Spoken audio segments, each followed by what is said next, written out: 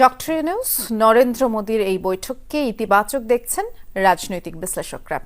ভূ রাজনৈতিক বিশ্লেষক আলতাফ পারভেজ মনে করেন, চীন সফরের পর মোদীর সঙ্গে বৈঠকের মাধ্যমে বার্তা দেয়া হলো যে বাংলাদেশ ভারসাম্যপূর্ণ বিদেশ নীতি চায়।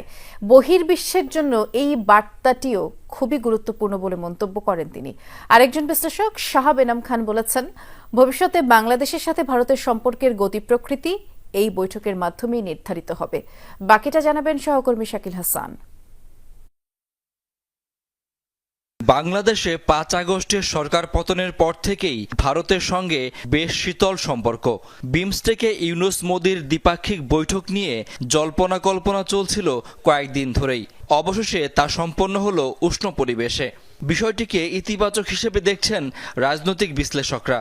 ভারতের দিকে হেলে পড়ে থাকবো না, গত 15 বছর যেটা হয়েছে, কিন্তু তাদের সঙ্গে একটা সুস্থ, স্বাভাবিক এবং প্রয়োজনীয় সম্পর্ক আমাদের লাগবে, যেটা উইন উইন। তারাও জিতবে, আমরাও জিতবো। ইউনূস সাহেব চীন গিয়েছেন, পরের সপ্তাহে ভারতের প্রধানমন্ত্রীর সাথে বৈঠক করলেন। এতে একটা বার্তা দেওয়া হলো যে বাংলাদেশ একটা ভারসাম্যপূর্ণ বিদেশ নীতি চায়, পররাষ্ট্রনীতি চায়। এই বার্তাটাও বহির্বিশ্বের জন্য খুব গুরুত্বপূর্ণ।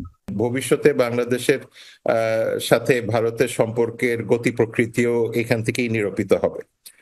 সুতরাং সেই দিক থেকে দেখলেও এটা গুরুত্বপূর্ণ। এছাড়া দুই দেশের মধ্যে বাংলাদেশের রাজনৈতিক ভবিষ্যৎ নিয়েও একটু আলোচনা হয়েছে। ভারত দেখতে চাচ্ছে একটা ইনক্লুসিভ ইলেকশন, পক্ষান্তরে বাংলাদেশের দিক থেকে পার্টিসিপেটরি কথা বলা হয়েছে। দুজন বিশ্লেষকই মনে করেন, বিমস্টেকের এবারের সম্মেলনে বাংলাদেশ গুরুত্ব পেয়েছে, আর আগামী সভাপতি পদে নির্বাচিত হওয়ায় বাংলাদেশ দক্ষিণ পূর্ব এশিয়ায় গুরুত্ব আরো বাড়বে বলে মনে করেন তারা।